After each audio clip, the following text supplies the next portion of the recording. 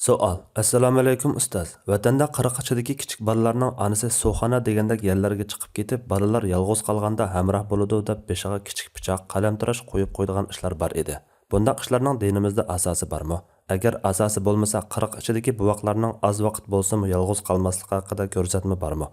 Ashundoq onasi suvxona va oshxona uyga chiqib ketib yolg'iz qoladigan vaqtlarda qanday qilish kerak? Javob. Va alaykum assalom va rahmatulloh.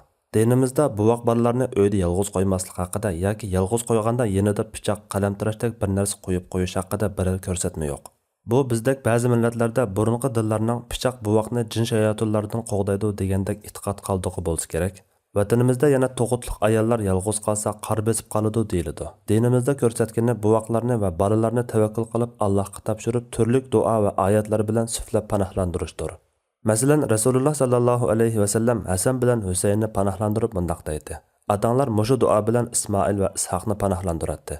A'udhu bi kalimatillahi tammah min kulli shaytonin va hamma va min kulli aynin lamma. Allohning butun fazilatli so'zlari bilan barliq shayton, ziyonliq asharat va yomon ko'zdan sharridan panoh tilayman. Yana Fatiha, Ayatul Kursi va Qur'ondagi oxirgi 3 panohlantiruvchi sura bo'lgan Ixlos, Falaq va Nas suralarini 3 qatimdan o'qib suflashmi bor. Allah eng to'g'risini bilguchidir. Fatvoda Doktor Abdul Aziz rahmatulloh.